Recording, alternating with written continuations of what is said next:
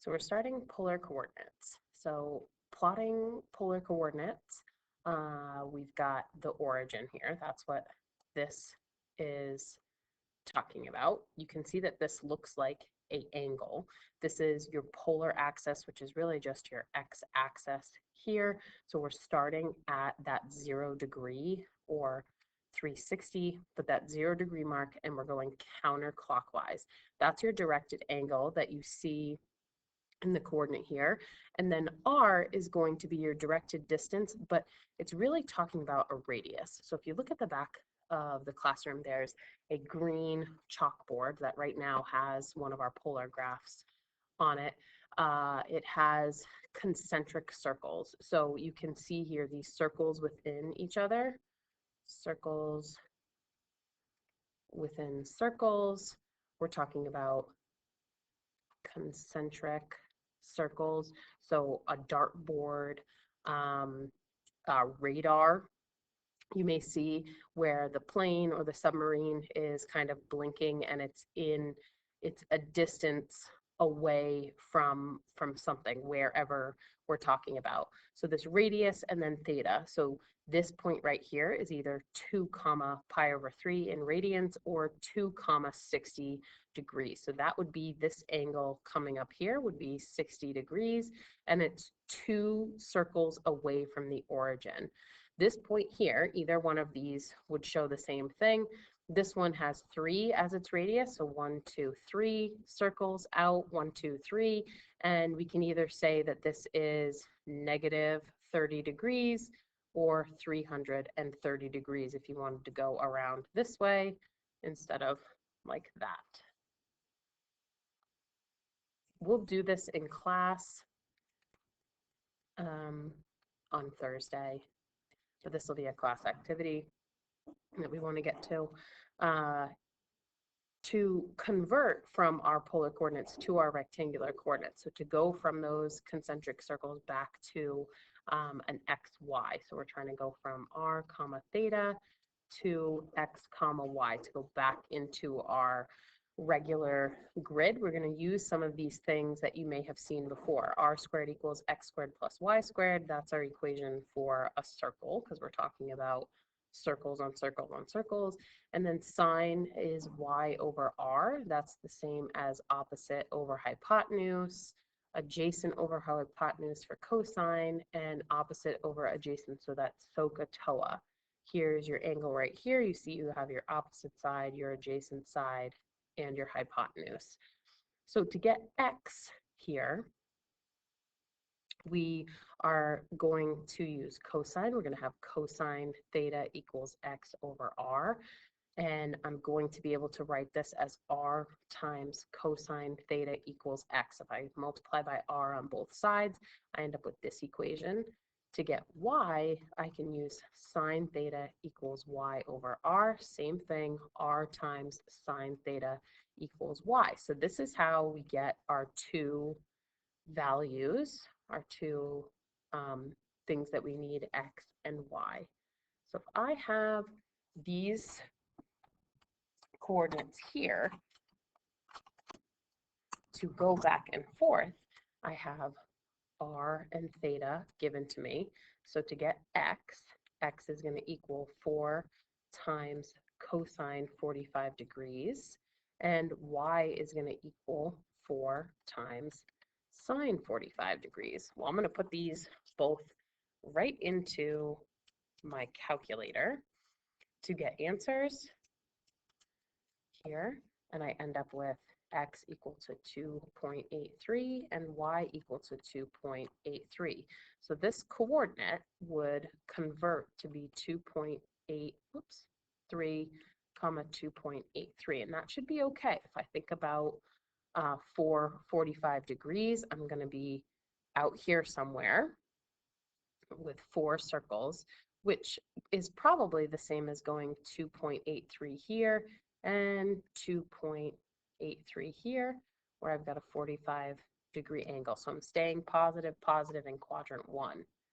For B, I've got 2 negative 30 degrees, or you could put 2 330 degrees, whichever one you want. x is going to be 2 times the cosine of negative 30 or 230. Y is going to be 2 times the sine of negative 30 or 330 to get those values. 2 cosine negative 30, 2 sine negative 30, and I get x to be 1.73 and y to be negative 1. So this converts to 1.73 comma negative 1. And that should make sense. Negative 30 degrees or 330 degrees is down here, which means I went 1.73 this way, and I went negative 1 on the y to get to this point right here.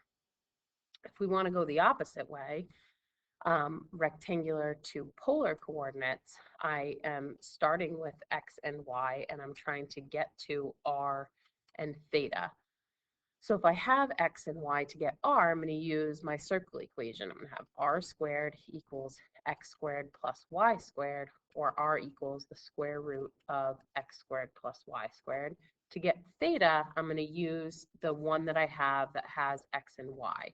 So tan theta equals y over x, or theta equals tan inverse y over x.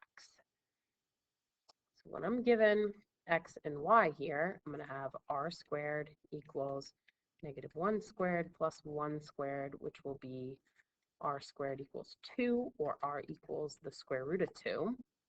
And then I'll find theta by doing tan inverse of 1 over negative 1. Theta is going to equal 45, well, negative 45 degrees or 315 degrees. Either one of these is fine, so you can use either this or this. In your conversion here, I end up with rad 2 comma negative 45 degrees. Do the same thing here. I have r squared equals 0 squared plus 2 squared. So r squared equals 4, or r equals 2. Theta equals tan inverse 2 over 0. You're going to get a domain error here. Put this one on here on purpose. Think about where this point is, okay? 0, 2, where you have x and y. 0, 2 is going to be right here. What angle is this that we're talking about? Theta equals 90 degrees. So thinking about where this is, and especially for, since we're using tangent, you may get 0, you may get 180, you may get 270 when you have some different values in here. So just thinking about that a little bit, 2 comma 90 degrees. All of these conversions can be done in your calculator if you go to Second Apps, which we've seen before. At the beginning of the year, we used this degree symbol. We also used this minutes and this degree, minutes, seconds button in here. So this should look familiar, but we're going to use these ones down here where you've got rectangular to polar and polar to rectangular. This should give you I believe rad 3 comma 1. I think this gives you 60 degrees or 30 degrees when you do it in degrees.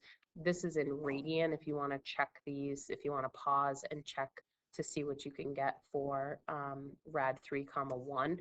Your comma button, because you need that, is above your 7 button. So on your calculator above 7, you'll see that there's a comma that you need to have. So check these, check them with each other and see if you can figure out where and how these are supposed to go in. So that's going from rectangular to polar, so xy to r theta. You can also do the same thing by going Second Apps, and you've got polar to rx, rectangular x value, and polar to rectangular y value, 4 comma 135. This should give you negative 2.83, and if you go back and get the same 1 comma 135, 2.83. And those should make sense. 135 is in quadrant 2, so I've got a negative x value and a positive y value. So you want to try these ones, you can pause and come back, but you're going to look for the same thing here. You're going to go to 7 and get polar to Rx, 8 and get polar to Ry. This one you're going to get 5. I'm going to go rectangular to polar and rectangular to polar theta, and you should be in degrees for these.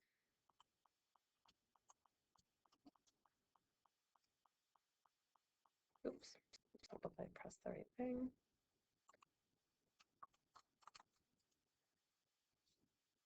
I get 0.5 here and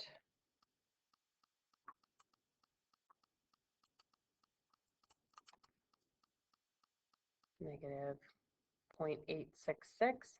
These may look familiar to you.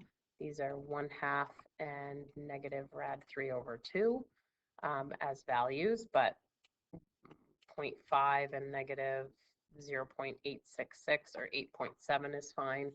And then you go to these ones.